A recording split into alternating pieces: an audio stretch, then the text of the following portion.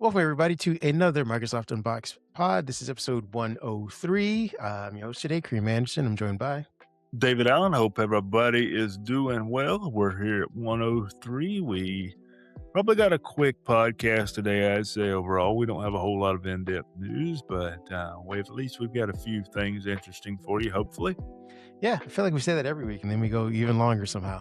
This one, I do think, will be shorter than most, and partly because these are some of the topics and stories we're going to be talking about. We have, make sure I get these right. We got conversational controls coming to Spotify. For those of you who are still using Spotify, I know it's one of the biggest streaming services here in the US, but if you're not using that, then don't worry about it. But we'll explain what that is and why Spotify won't use the word AI. Maybe they're smarter than some of their competitors. We'll also be talking about Microsoft testing a new search experience. This is coming along with a relatively big Patch Tuesday update that went out earlier this week. But this is something they've been testing out for a while. We'll let you know where it is and how the state of search in Windows might be improved. We're also talking about Surface devices using the Snapdragon X2 chip are now certified for enterprise. This is a big shift. Usually that's the realm of Intel with the occasional AMD in there, but usually that's an Intel only offer. And we'll get into details on why that's important and what that means for the platform going forward. We'll also be talking about Apple suing OpenAI for trade secret theft, and our feelings on OpenAI may be in line with most of what I think most of you listening are, is that great technology, really bad company, and Apple's starting to see the light of day when it comes to that. Last week, we're talking about EU being ordering Google to make some AI changes in their AI and search efforts. So maybe your Google Insights, at least if you're in the EU, will be a little tampered down. And again, this is for shielding off any potential monopolies that Google is currently trying to muster. And last but not least, we'll be talking about our free play days for Xbox, and you guys like those. But all that being said, I'm going to start rambling. I'm going to let my partner jump in with the first story, which is, I believe, we're going to toss it to Spotify. Yeah, we're going to talk about Spotify. I take that back. We got a quick tech rant because it just happened as we were recording this. Yep. And if Dave wants to join in on this, he's more than welcome to. But my tech rant for this week is Wi-Fi dropout. I know it happens, but I swear there's got to be something on our systems, on our phones, on our tablets, on our computers, on our watches, whatever's using Wi-Fi. There's got to be a notification, I think, that should at least pop up either during the potential disconnect, where, i.e., you're losing Wi-Fi signal strength is weakening, or letting you know that your Wi-Fi cut out. Because most of the time we're sitting here looking like idiots when everything drops. We're just like, wait, hold on. Why did everything stop? Maybe it's Wi-Fi. But we have it, we have these alert systems in our car where it's like, hey, you might want to go get an oil change. There's a light, blink, blink, blink, light, let you know that. We have it on, some powered battery things saying like, hey, you're low on battery. You might have some Bluetooth headphones, and that voice comes on the headphone saying, you're at 10%. That kind of stuff. Like Wi-Fi, you get nothing. You get no warning, nothing to say, hey, you've been disconnected from Wi-Fi. You have to go hunting around your device, searching for your Wi-Fi signal, your buttons, see something. I mean, it's about a 2-minute process to establish that you have lost Wi-Fi, and then what you need to do in order to fix it. And then again, there's no indication like, hey, we're going to connect back to Wi-Fi when the signal's back. You're just left trying to manually do this on your own. All right. Can I ask you a question? I might have a nice rebuttal here for you. Please. Did you lose internet or did you lose Wi-Fi signal? If I had a warning to let me know either or, I could tell you, but I have no idea. I'm assuming I didn't lose Wi-Fi. I don't think I lost Wi-Fi because see, and the everything was in place, it seemed like. The reason I bring that up, my internet equipment sort of does what you mentioned, and I have more of a business grade type Wi-Fi. But reason I bring that up, I had internet issues last weekend before last, right after we got done finishing the pod for the week, my internet went out. And what I noticed, I had Wi-Fi connection inside my house. Like, for example, I could copy files across my NAS. I could copy files to other devices as long as they were in my house. But Windows had the nice little exclamation mark next to the, Wi-Fi, the signal strength indicators that are down on the bottom right-hand side, letting me know that I didn't have any internet. And I started getting notifications from my router on my phone. Hey, we lost connection. But it was telling me, all right, I had lost internet connection to my internet provider. So when my internet provider came back, I went and unplugged one of my access points. I have multiple access points in my house. And to your point, I got a notification on my phone saying, hey, these devices lost connection because this particular Wi-Fi access point stopped working. And I'm like, okay, there's the difference. Your Wi-Fi can be on the signal inside your residence or your office or whatever, and you can copy files. The Wi-Fi is not out, but a lot of people, I've seen the Wi-Fi is out. Well, I get it because the internet's not flowing through it. You think Wi-Fi is out, but there is a definition there of Wi-Fi being on and the internet being off that a lot of people miss that. Well, here's my question to you. Here's my rebuttal to your rebuttal. Okay. Were these device first-party notifications, or were they apps that were installed to monitor your Wi-Fi that gave you a notification? These were apps that came with the router. That's my point. I'm saying devices, because again, Windows, the only way Windows let you know was that there was a little exclamation point if you went down into your Wi-Fi settings. Right. Unless you have Wi-Fi settings visible on your taskbar, a lot of people do it maybe in the corner. Usually it's the time of day and stuff like that. And then you'll have to click into the little, icons at the bottom to bring up Bluetooth, Wi-Fi, sound, and all the other things. And then you can go into settings and see like, oh, okay, Wi-Fi has been disconnected. There's no first party notification, like a pop-up on the device itself saying like, hey, you just lost Wi-Fi, or you might have lost signal strength. I see what you're saying. You're talking about a first party, Windows saying, hey. Or Samsung, Samsung on your phone would let you know like, hey, usually when the Wi-Fi just goes off, your phone just stops whatever's internet connected stops working. There's not a notification at the top from Samsung saying, hey, your signal strength is getting low. You're going into, or, maybe allowing you to know like, hey, you're going into an area that has no Wi-Fi. Just like a heads up, because it gives you heads up on a bunch of other things. Like, oh, here's the weather. You're in this so-so area. You might have traffic coming. It gives you notifications about a bunch of other random shit. But if you want Wi-Fi, which is the lifeblood of most devices these days, you're just left like, okay, things just stop moving. Now it's time for me to become my own private PI and figure out what happened, what went wrong, and how do I solve it. You know why they do that, don't you? I'm having a little fun here for this moment.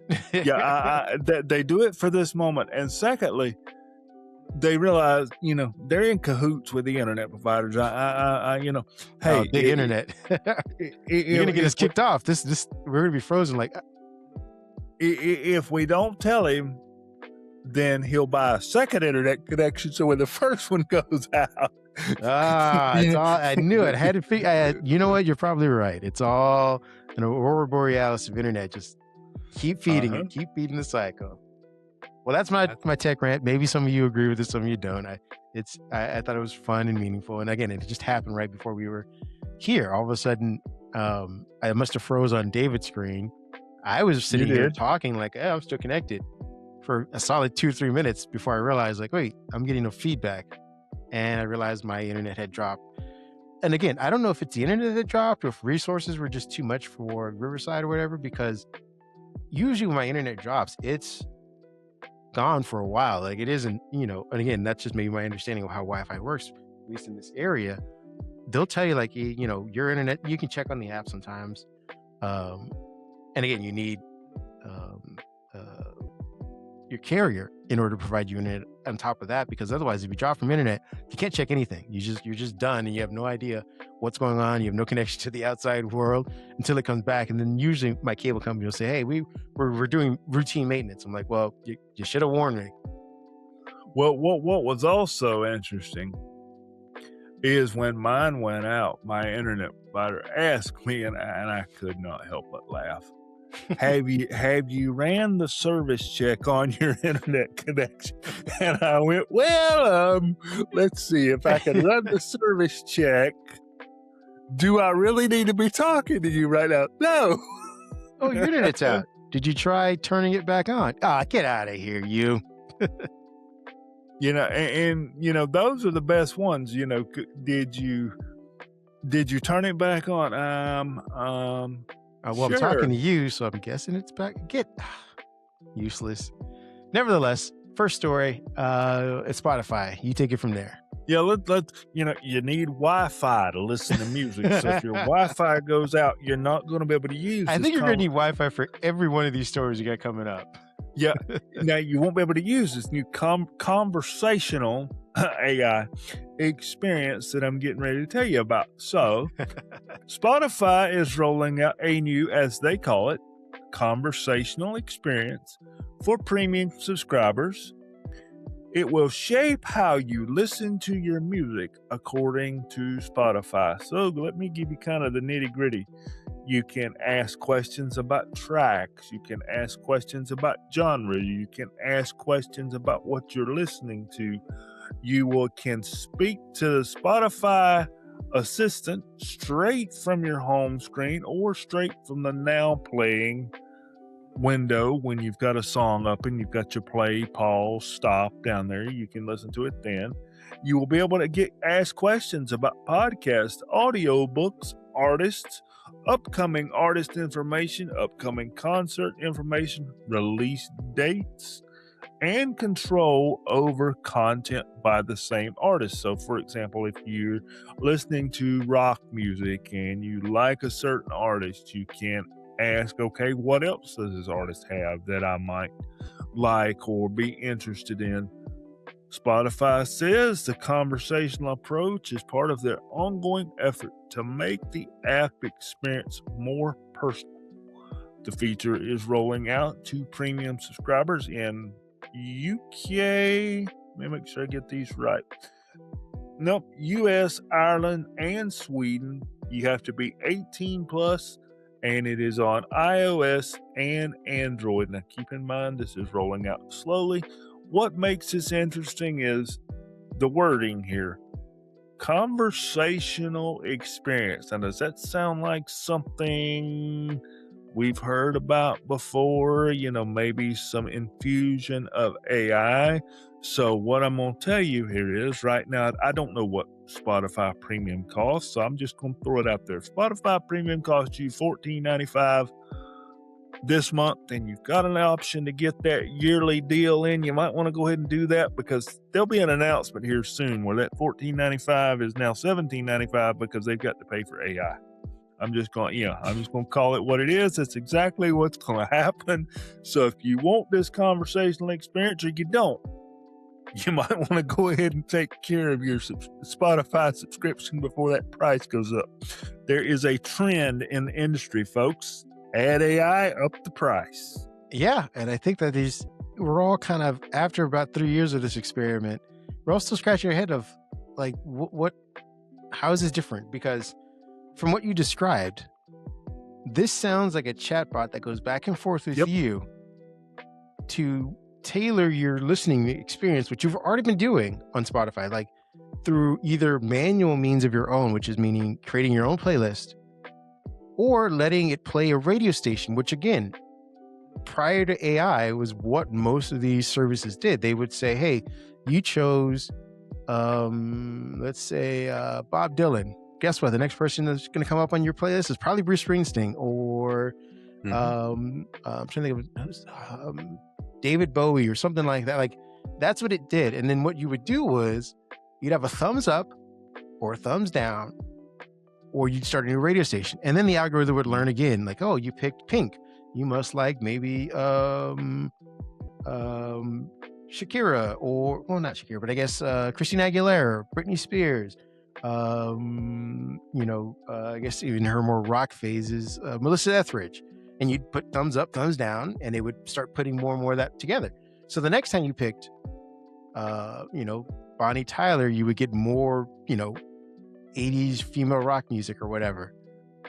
I don't understand what this conversational upcharge that we're about to agree, because I agree with David. This is going to be an upcharge because they're wanting to upcharge you for one, and two, they're trying to ride this trend of AI, but it's just algorithms. This is the same thumbs up, and I don't know how many people want to talk to Spotify. Like, you're there to listen. That's what got me, is how many people, and I'm looking here at my screen, and over here on the left, I've got a nice YouTube music icon. I have been a YouTube music subscriber for many years, and even during my Apple days, I didn't, I got away from the iTunes route and went to YouTube music. And when I wrote this story this week, YouTube just kind of does this. It just kind of takes care of this, and there's no prompting me to talk about anything or do anything.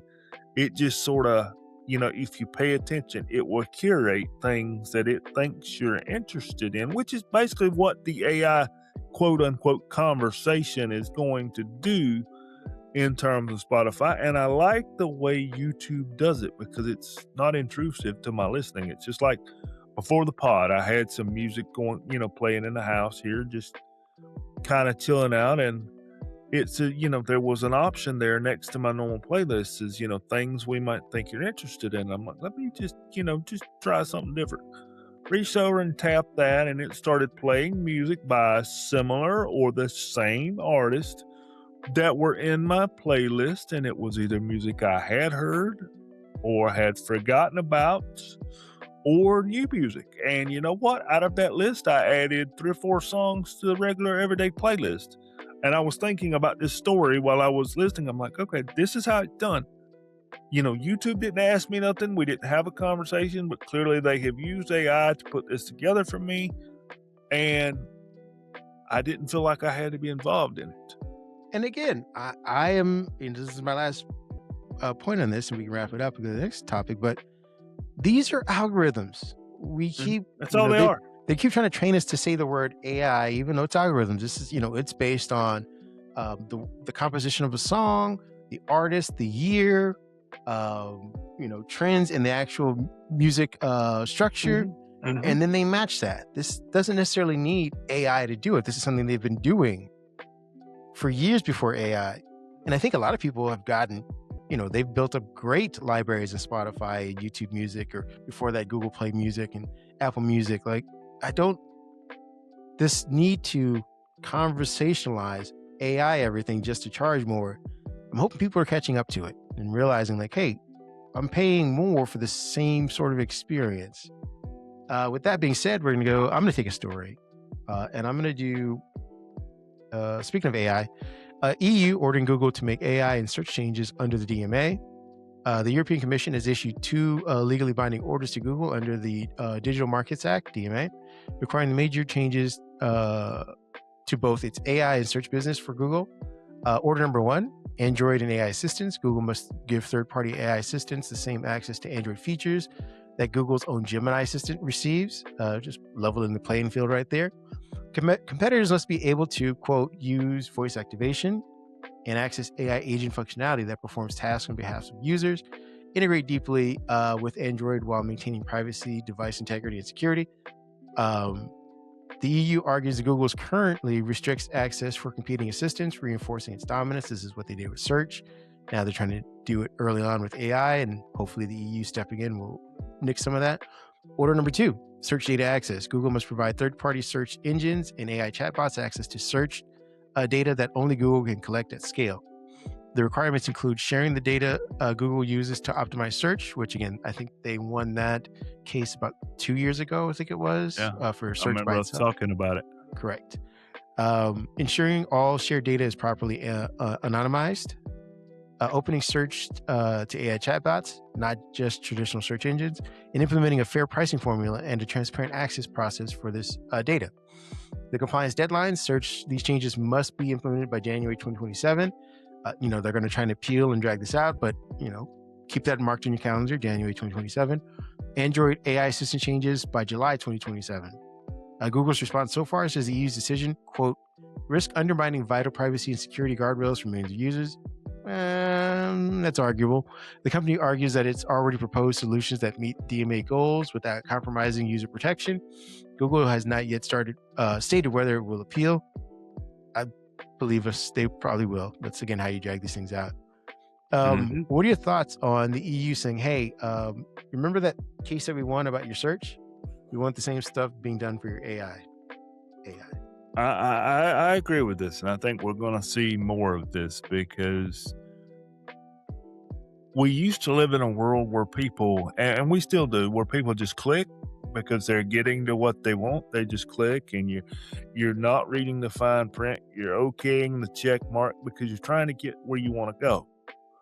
And in the process of doing that, you're giving away your ability to say, hey, I don't want you collecting this data. And we're all guilty of it. I've done it. I'm sure you have done it too. We've, been in a hurry or been in a rush, or you're trying to help kids, or, your kids get to something, and next thing you know, you're getting an email about an invite or a sale or a promo code, or, these places that they force you to sign in to view something, and then you get that promo code. And I'm okay with Google being kind of put in a box to say, hey, people need choices. And that doesn't mean that they lost the AI battle. No, that's not what that means. Just because you don't give them access to one thing doesn't mean you won't give them access to something else. And I think people need that control. I'll give you a fine example. Google loves when you're not an AI subscriber on one of your Google accounts. I learned this in the past week. I've got multiple Gmail accounts that have been used through the years for various things. My primary account is an AI Pro subscription. My secondary account is kind of where all the trash email goes, or, these things that we're talking about here that I don't want to see. And I signed into that secondary account this week. Do you know how many prompts I got to subscribe to this, subscribe to that, connect this, connect that, I was going to connect say, this? that's like the off limits section of your email. If you have an email like that, you don't ever really go into it because you'll be devastated by what you see. Right. And it's like, you need to do this, upgrade to this and upgrade to that. And I'm like, and then it starts. I was curious. I used the chatbot, the free, chatbot on that account. And I noticed what it was already telling me that it already knew. And I don't use that account.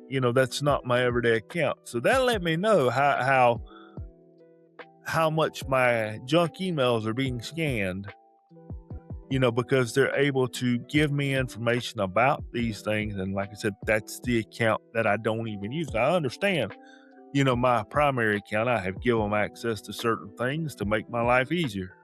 I get that. But again, I want the choice of what they get access to, how much they get access to. So kudos to the UK for kind of saying, hey, you're going to behave. I'm all for it. Make them behave. Please do. I'll play along. Yeah, I'm sad that we don't have that same sort of effort here in the US. For those of you listening in the UK, or in the EU, congratulations. For those of you who are here stuck with us in the US, you could only long for, look on the other side of the fence, and the grass does look a little bit greener, because we are actually in the midst of doing quite the opposite here in the US. We're saying that we will trust the AI overlords, and we'll put up restrictions for people who try to restrict them. Laws will be put in place. You will be sued. You will be at fault for certain things here in the US. So again, we're hoping that at some point we will also be caught up with them. Maybe a different administration, maybe something really tragic has to happen for people to say, all right, we need to wake up. Our senators, our Congress people need to get with the program as opposed to partnering with AI. We had this, and this is just a quick 30 seconds about our relationship with the tech bros. Obama administration, for those of you who don't know, was pretty buddy with the tech company. We kept thinking that they will be the solution to the every man's problem. And for a minute there, they were providing some solutions. I think the tech companies feel that they have that same sort of relationship with our legislators. Unfortunately, that has fallen out of style with everyday people. Legislators are kind of slow to pick up on this idea, but I think everyday people are starting to resent some of that, partly because the solutions are becoming at a cost. Tech has become more expensive with little return on it. When the relationship first started, it was inverted. We got a lot of benefit from Google. We got a lot of benefit from these tech guys curating the internet for us. Now we're seeing incremental updates and sometimes services and fees for things that haven't done very much for us. I think everyday people are saying, all right, tech guys, I think your time in the sun has faded, has dulled a little bit. What you're giving us in return is costing us more than what we're willing to pay for it. So hopefully this relationship with the tech companies in the US switches to where it becomes a little more antagonistic, like in the EU, which just keeps government functional, keeps the tech guys at bay and forcing them to innovate versus just iterate. That's my little rant. We'll move on to the next topic unless David has something he wants to add. Yeah, we'll move on because this is one of those that if David gets started, we're already 26 minutes in. We're going to be putting a 1 in front of that 26, and we're still going to be going on the same topic. Fair enough. Okay, the next topic we got, I believe this is yours. This is the Windows Insiders are testing a new search experience. Yep, this is actually more interesting and more Microsoft-centric. Microsoft is rolling out and listening to feedback on the Windows search box. Imagine that. I've complained about the search box a few times here on the pod to help you. And Microsoft wants to help you find apps, files, settings, web results faster and more reliable. The old phrase, faster and more reliable. The search home screen is getting less cluttered, making it easy to find your recent searches. Search will now do a better job of showing you exactly where it found the results and can be an app setting that you can turn off to choose where it finds things. It can even search the Microsoft Store. You can turn these settings and where it searches off or on in settings, the My Security area, but ranking improvements will help relevant search results using cloud and connected files. Of course, tuning will come with feedback, Microsoft says. So the first thing that comes to mind is Apple Spotlight. The one thing about Apple I have always enjoyed is you just get the simple search bar and you start typing and it starts looking. If you've got a drive connected, a network drive, it automatically looks there. If you've, looking on the web, it'll drop your web results. It'll look in your history. It'll drop that down and say, hey, you have been here. This is a similar place. It's kind of what we're getting here with this search improvement, I think. I think we're going to start seeing, being able to hit a button, open up your search or hit the start menu. I'm still going to call it the start menu or the Windows key and start typing and get results from anything that you're connected to. My response to this is it's about darn it time. I mean, search to me should be search regardless of what I'm connected to. Now, the one thing I'm probably not going to get out of this, I'm a Google Chrome user, so I'm betting you they're not going to let me pull in those Google Chrome search results. Now, wouldn't that be a dream if they let me do that? I know that's not going to happen. That's a pipe dream. It could, in a very, very roundabout sort of way, because they are allowing people to, we wrote about this, sign in with their Google That's true. login. Yep. On Edge. So if they pull information from Edge and you have your Google login profile up, it'll ideally pull that stuff in. So if you have bookmarks saved under that profile that were brought over from Chrome, that could be a way to kind of circumvent or at least add to what you're saying as far as the search. And it's a little more manual work. And I'll be fair, the only reason that I have been a loyal Chrome user is mobile. For me, Chrome has always been better than Edge on mobile. That's just my opinion. Yeah, I mean, I agree. I've always, I say always, since Windows 7, and that means Windows 8, Windows 8.5, Windows 10, various iterations of Windows 10, Windows 11, I stopped using the start menu as a start menu and just did search. It was just faster. And I still do that today. I agree. It was just faster to type in what I needed for as far as the app is concerned than to scroll through the start menu. And I know a lot of people have permanent workflows through that. They've customized it to within an inch of its life because that is how they memorize where everything's at on the start menu. They've added their folders. They've done all the customizations necessary to speed up and be more efficient. I get that. And I hope that maintains for you guys. But for me, for the most part, I use the Windows search before I hit the start button. And I just start typing in what I need. And usually it'll organize so far. And again, it's not the best, but it will organize based on, files, potential, first party resources, control panel, things like that. Then it'll go on to web searches if it's necessary. Apps and then web searches. So I tend to find what I need for the most part. And again, that's also acknowledging that I have a lot of stuff pinned to my taskbar already. Now, again, if you don't work in that same sort of flow, I get it.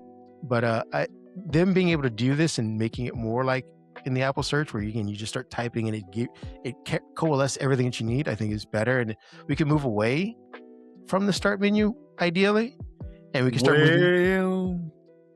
moving towards this. I think we talked about it. Was it last week or the week before last? Well, that's gets you where Microsoft wants you to go, and it's Copilot OS. That's exactly what I was going to say. Exactly. 2 weeks ago, we talked about Copilot OS. And as much as I don't want it, it keeps gaining steam, and it keeps gaining steam with other podcasters of, hey, this is where we're going, because, Google is already going there with that aluminum or what? Yeah, I believe it is. Aluminium or whatever it is. But, if Google goes there and has any level of success whatsoever, Microsoft is going there, but I think Google's looking at it from the agentic OS that you can ask questions and get your OS customized, but for somebody like me who uses PCs as they are out of the box, and I get teased for that by my lovely co-host once in a while, but,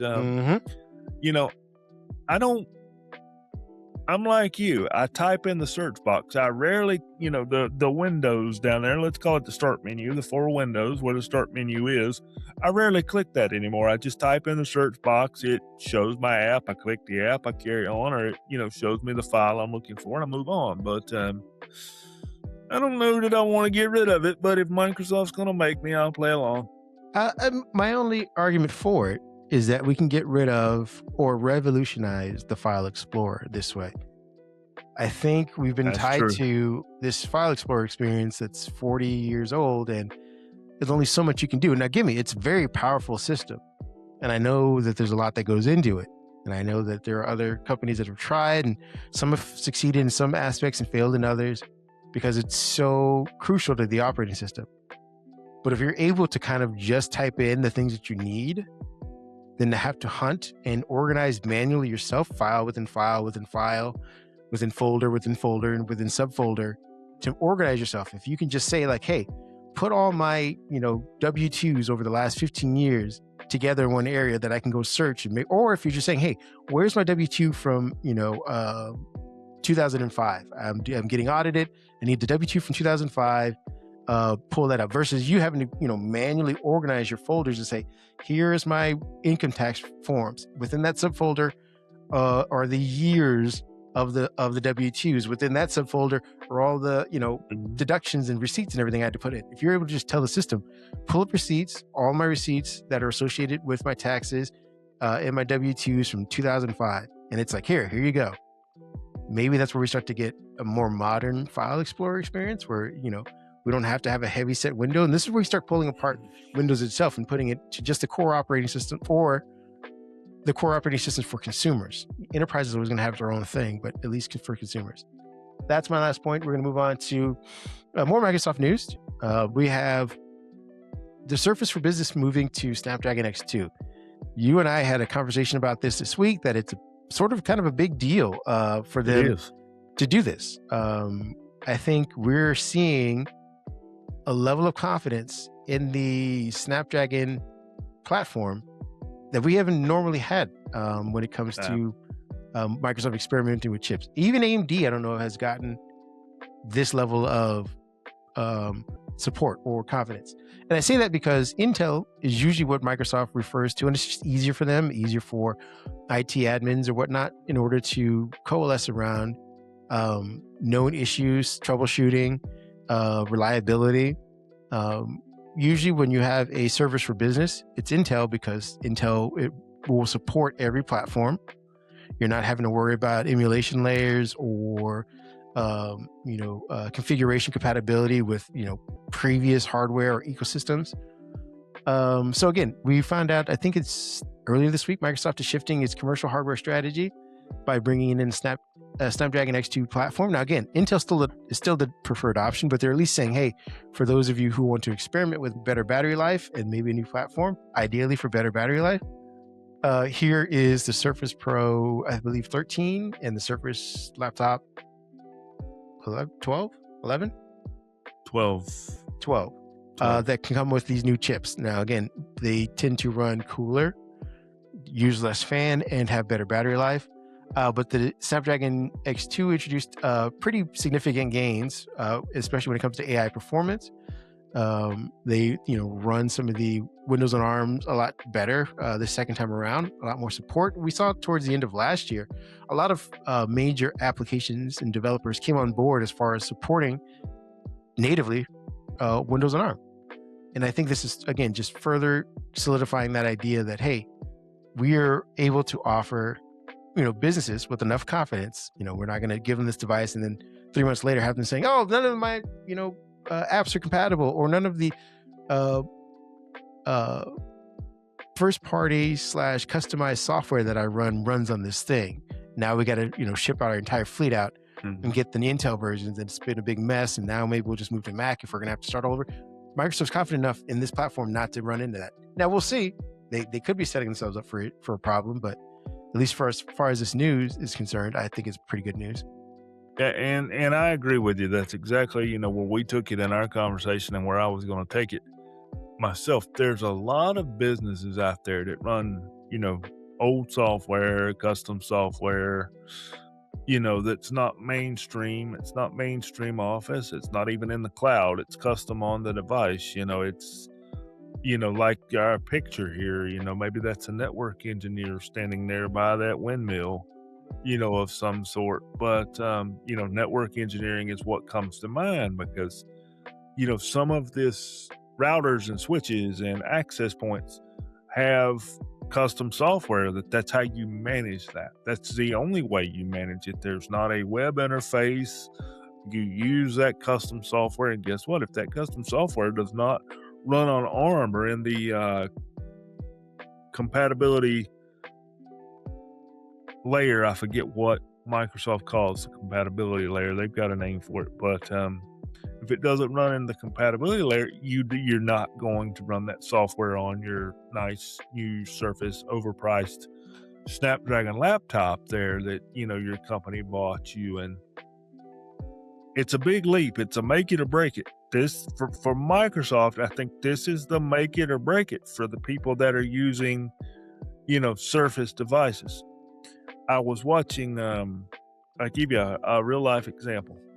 I fell down the YouTube rabbit hole this week, and I live on a farm, and I have been around farming most of my life in some level or the other. I watched my grandparents farm.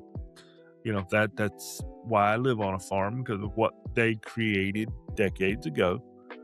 And you have tractors now that have got sensors, they've got things that have to be regulated, they've got fuses, they've got miniature computers, they've got control modules, and there is a repair guy that he has a YouTube and a TikTok, and he was going over what was in his truck, and he says, I depend on the Microsoft Surface.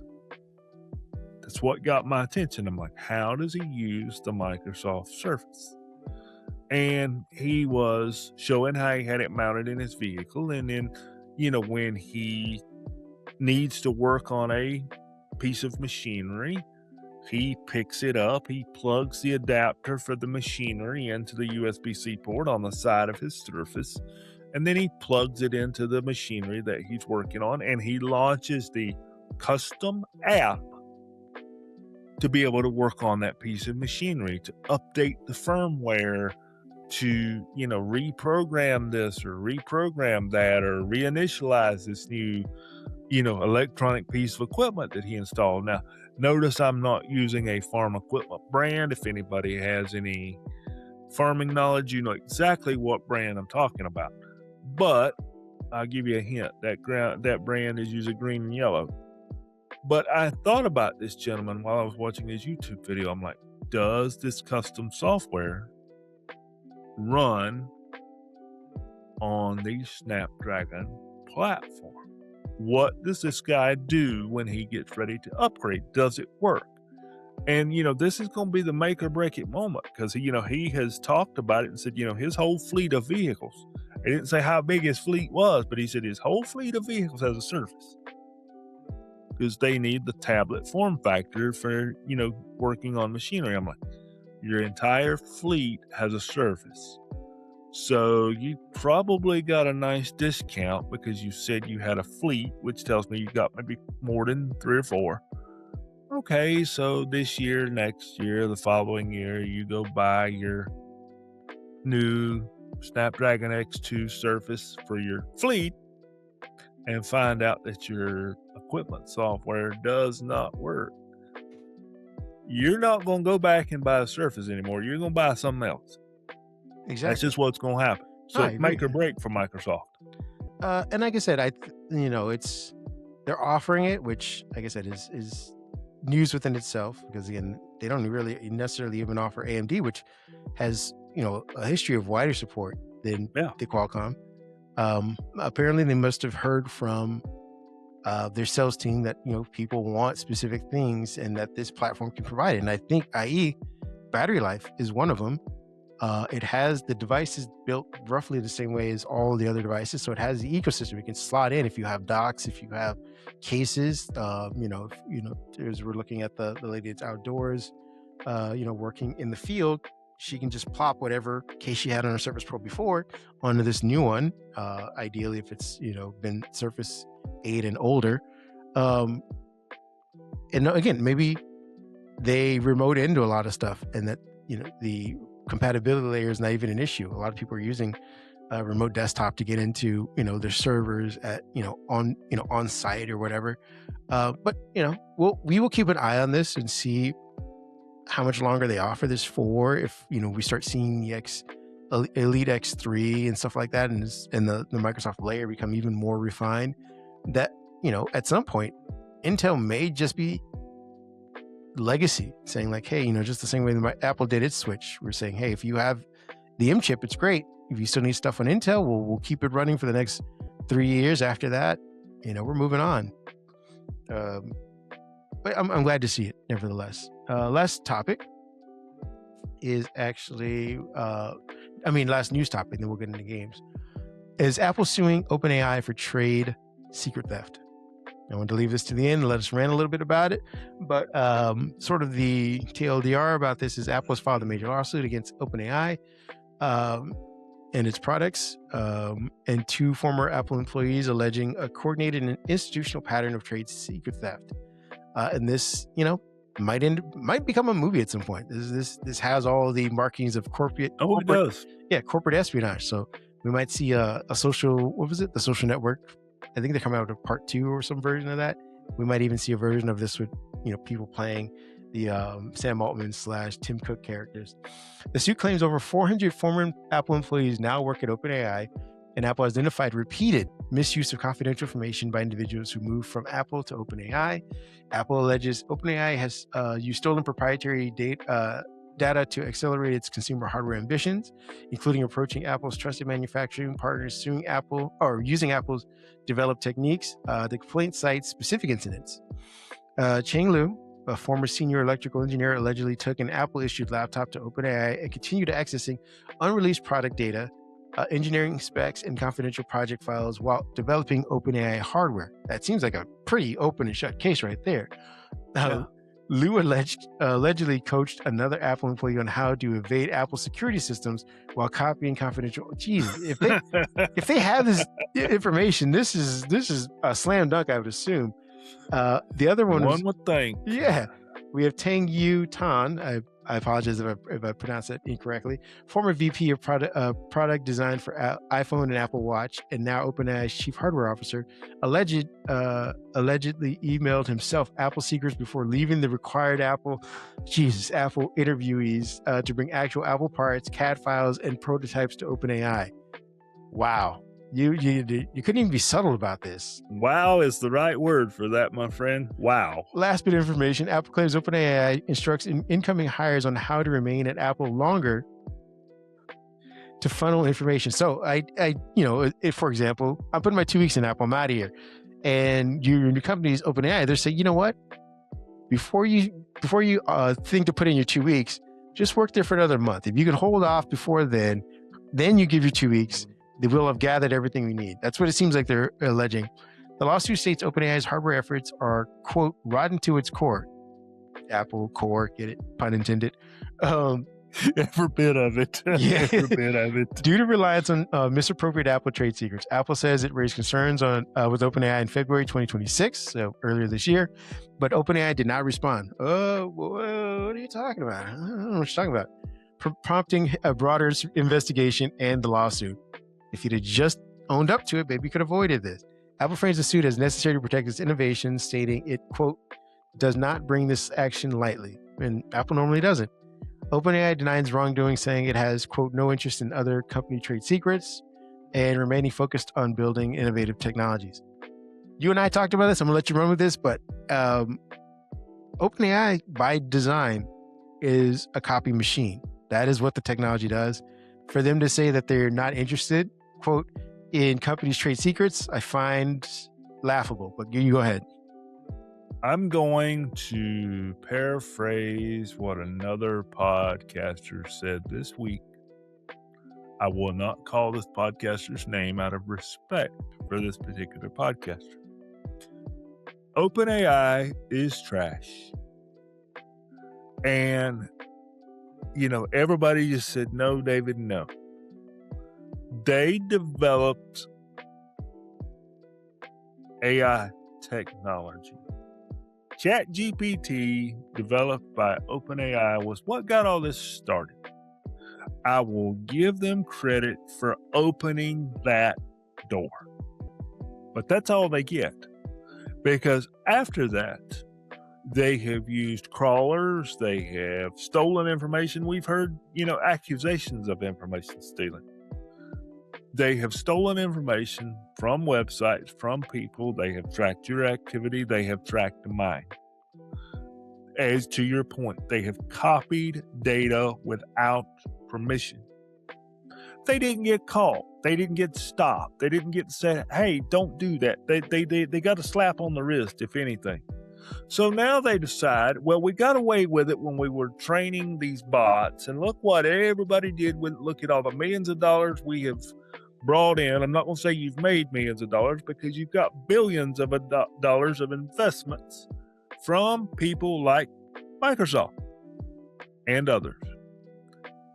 So they decided okay, we got away with it with AI. We built ChatGPT. We built all these other AI products, Codex, et cetera, et cetera, et cetera, et cetera, et cetera. So let's see if we can steal hardware. We got away with it with software. It's kind of like your common everyday criminal.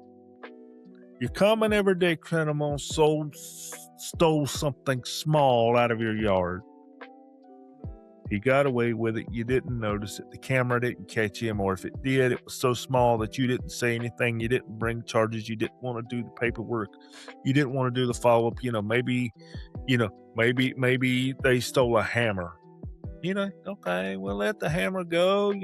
I know somebody got it. I might even know who got it, but I'm just not going to deal with it. Maybe that person needed that hammer more than I did. So you go out and you buy yourself a new hammer. Okay, then, next time they steal the toolbox. Well, maybe that person needed that toolbox more than I did. The tools in it weren't very expensive. I'll go buy another toolbox. I'll put more tools in it. Well, the third time they get brave, they just go ahead and break into your workshop and start stealing your high dollar, cordless tools. Well, now you got to do something. And that's kind of where Apple is. Okay, we let you play the game with training your bots. We even worked OpenAI into some of our Siri projects, so therefore money was exchanged. But now you've decided to just copy our trade secrets. And of all things, Apple is hardware. That's just the one company you don't want to say no. Hey, we just happen to look just like your device. I mean, did they not see the whole Apple versus Samsung thing for the last, 15 years? And I'm going to say it.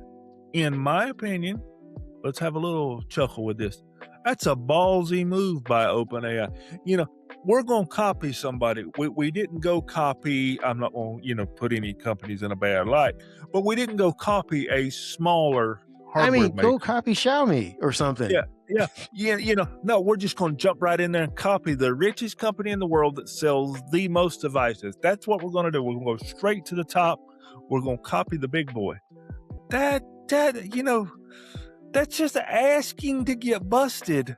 Yes, very much so. And here's my bigger question. Again, we're laughing about this, and we will keep you guys abreast about this. We'll report on it on the website as the trial draws near, because if anything, we know that Apple lawsuits have the best discoveries in the world. There are going to be emails that are probably more blatant than hey, I have access to Apple's computer servers still, and I can go right in and get their cache for whatever new iPhone they're about to design, or new, Apple tag or whatever. There are going to be some things we find out about OpenAI, unless they, figure out a way to settle this. We're going to find out some stuff the same way we did with the Epic trial. We found out all about Google caught strays from that case. It was Apple versus Epic, but we found out a lot about Google in that case, because, that's what Discovery does. And I could assume we're going to be doing the same. My bigger question, though, is why is OpenAI so desperate to get into hardware? There's something telling about this, and I think it's going to prepare us for whatever the next phase of this AI bubble might be.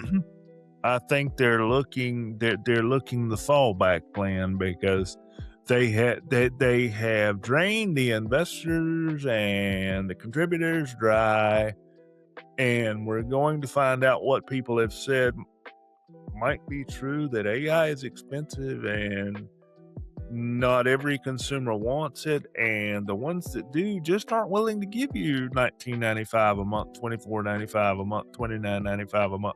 The ones that are willing to pay that, but there's just not enough of them, so we better have a fallback option. So we went and we ripped off some hardware. We'll give that a shot. And it's kind of like this same podcaster that I mentioned said, hey, we'll sell something that looks like somebody else's for 50% more. Who's going to buy that? Well, here's my take on it too, and I agree with you. I think I'm maybe agreeing with you in the same light, but I think OpenAI realizes, perhaps most other AI companies, that the source, the AI itself, isn't the deliverable. The conduit, the device that delivers the AI, is where people are going to want. Now, right now, it's currently on our phones and it's currently on our laptops, but maybe there is an even more personal device, something that, I don't know how you can get more personal than a phone, but we saw the Microsoft Sora project or whatever, that little lanyard that was going to do AI. Maybe that's, maybe they're trying to get ahead of people. Want this device that delivers the AI, delivers them the internet in a different way than their phone does. It allows their hands to be hands-free, so to speak, or allows them to be more in the moment with their person versus being, the wall of black disconnect, which comes from the phone. It's you, the wall of black disconnect, which is the phone, and then the outside world of what if you're taking a picture, recording somebody, bringing up information, whatever. If the lanyard or whatever tag, they create, because I think that's what they're doing with Johnny Ive in OpenAI, they're trying to create some device that delivers AI. They realize that AI is no longer going to be the selling point, perhaps. It's going to be just like, I've always, joked about it being the, 2026 version of spell check. Like, oh, spell check's great. Grammar, punctuation correction is awesome. But that isn't, something that you're going to pay $20-$30 a month for. I mean, Grammarly's trying it, but I don't know how successful they are with it. But the idea of like you paying for spell check is laughable. But imagine if we were in the 80s when spell check was coming around, and it's like, this thing is revolutionizing the way people write. We look at it as table stakes now. It's just built into everything that you use, built into your keyboard on your phone. I think they're realizing AI is about to rush into that wall and be like, hey, this is just, you need to have AI. If you don't have AI, it's useless. And at that point, if everyone has AI, you can't really have an upsell. But the upsell comes in the way AI is delivered, though. This device is what you want to pay for that gives you the AI that you need. Again, that's my take on it. I don't know, but I'll let you put a button on this one and we'll get into the weekend for gaming. Well, I'm just going to button it here. I expect that Apple is going to be coming out blazing with all of their evidence. Apple doesn't play around when it comes to security. They've never played around when it comes to security. They've never played around with what goes on with their equipment, what goes on with their software. So I'm sure the legal team at Apple is going, they've already said, all right, somebody go push the button and give us all the logs, and we'll just, sit here and be ready. We've got everything ready. And when the judge says go, we're going to say go. And we have a choice here. We're the richest company in the world. We can either end OpenAI's day right here or possibly give them a lifeline. So it's going to be interesting to see where this ends and how bad it gets. And I got a feeling it's going to get pretty bad. Well, and I wonder, did this decision help Apple get committed to Google's Gemini? Because remember, when Apple Intelligence was first introduced back in, 2 years ago, OpenAI was the partner that they did it with. Yeah. And it wasn't until, I believe, this year's build where they're like, oh, Gemini is where we're really going. Now, we'll offer you, tie-ins to Anthropic and OpenAI, but, Gemini was what they were selling. So again, I wonder if they, as they were collecting evidence before they offered the cease and desist, saying, you know what, we have a lot of people leaving us to go to OpenAI. We don't like that. Now we're seeing our servers being tagged from, locations within OpenAI. This isn't going to work in the future. We'll remain calm for right now. We'll keep up appearances, but we're going to need to shift away from this company because it has no regard for, obviously everyone's personal data, you and mine included, but now it has no, regard for its own partner's information. It will copy and absorb and try and get rid of everything, it seems like. That being said, let's try and end on a happy note, shall we? What do you got for us? I like happy, buddy. I like being happy. I like being peaceful. And I'm hoping that some of these games I'm getting ready to talk about give some people some peace this weekend, because free play days look kind of interesting. We've got something for people with no Game Pass membership, which is good. Free to play for everybody. We've got Grand Theft Auto Online. And then we've got Dragon Ball Z Xenoverse 2. Nope, I got the old one up. Yep. And then we've got, for the ones that have membership, we have Crystal, the Theater of Idols, and Planet Zoo Console Edition. Planet Zoo Console Edition caught my eye for some crazy reason of building the world's wildest zoo. That looked interesting. We also had Looney Tunes Wacky World of Sports. Anybody can guess what this is. Bugs Bunny is going to play sports in a wacky multiplayer matchup. Let's see. The Crystal Theater of Idols is a dark survival horror set on a cursed Spanish island where blood is your only weapon. So, they make these sound kind of interesting here. Now, let me just, kind of remind some folks. I like to do this. I won't call them all out, but during free play days, there's usually some pretty good deals. So make sure you're picking up your title. If you're enjoying it, make sure before Sunday night midnight in your region hits, you go in and make your purchase. For example, Dragon Ball Xenoverse 2 is just $4.99. Grand Theft Auto Online is $9.99. And if you're a Looney Tunes sports player, that one is $14.99. I turned on my Xbox last night for the first time in a long time just to see if anything had been updated, rearranged, or whatever. And guess what? You still have to go inside your account, go down to your Game Pass subscription to find free play days, which they need to put that on the front. I noticed when I turned my Xbox on that they prompted me right at sign in that the spring summer sale is active. Well, they can prompt me for that. Why can't they prompt me for free play days every week to make sure I get my deals and enjoy my games? But Xbox.com, you can grab these games in your membership. You've got a nice video there playing the Looney Tunes Wacky World of Sports. Looks like we've got Bugs Bunny taking some basketball shots. We've got the Road Runner. He's playing golf. So if you need a good laugh this weekend and in this world we're living in right now, I think everybody could use a laugh once in a while. This might be a good one to pick up. So before we cut out of here, my friend, are you going to play Looney Tunes? Or have you already played Looney Tunes? Or are you just part of the Looney Tune family and you've said the heck with it? No, I mean, it's fun. It looks like, they have a variety of games. It looks like you can play basketball, soccer, golf, tennis, and some other things as well. So I may try it. I was actually trying to figure out what was the name of that one game you're talking about where blood is your weapon. What was that one called? That was the one at top. Crystal Theater of Idols. Let me see. That one sounded interesting. So I may look into that. I mean, I think for a lot of people, it's going to be Grand Theft Auto. Everyone's going to be preparing for that. I think everybody's waiting on the new game. Yeah, so I think that is going to be what everyone starts playing, re-immersing themselves in that world and getting ready for it, especially if, you can do the pre-orders or you're not going to be able to buy it immediately at first, for whatever reason, finances or time or whatever. I think people are just going to start playing with that. But I think that's what I'll be doing over this weekend. I'm looking at the trailer for this or some gameplay of this Crystal Theater of Idols.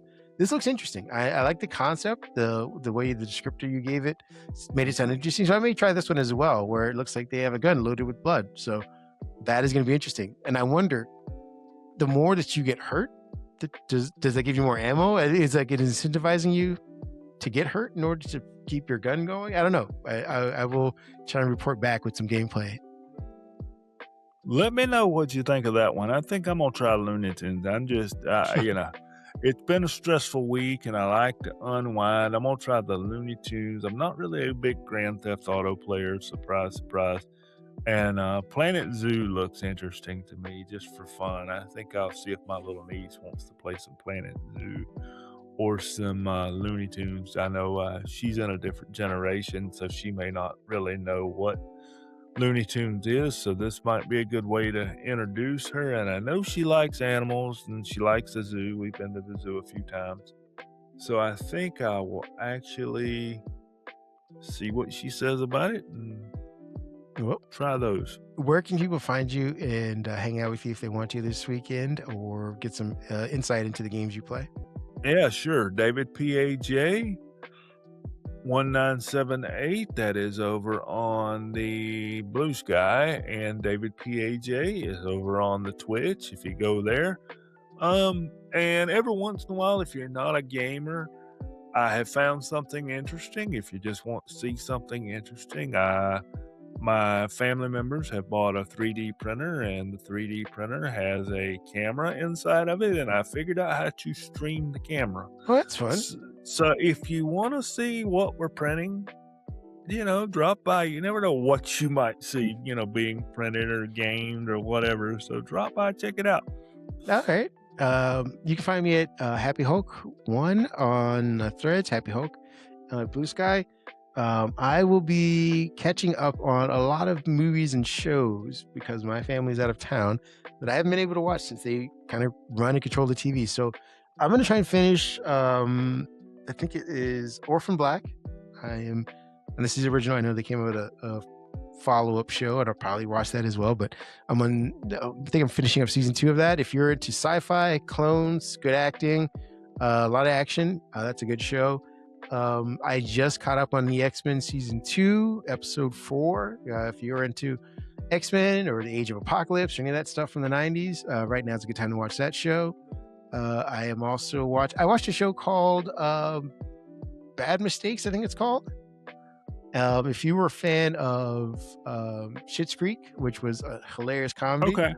it is very much in the same vein. It's the same actor, the same lead actor, David Levy's son, I believe I forget what his name is. He's also paired up with another sister-like character, but the premise of the show is that they stole a necklace, and now they are forced to work with the mob in order to pay off their debts. And it has a lot of similar laughs, a little darker than Schitt's Creek, but if you were into that, I would recommend that show. There are a couple movies I'm going to try and watch. If you want to see my recommendations, catch me on the other platforms. With that being said, we're going to get you guys out of here pretty much on the same time as normal. There wasn't any shorter than before. We lied again. No. But we hope you guys at least enjoyed our company. We enjoyed yours. But get out there, enjoy the rest of this weekend. If it's hot, stay indoors, stay hydrated. If it's cool where you're at or cooler, go out and enjoy it for the rest of us. We will see you guys all next week.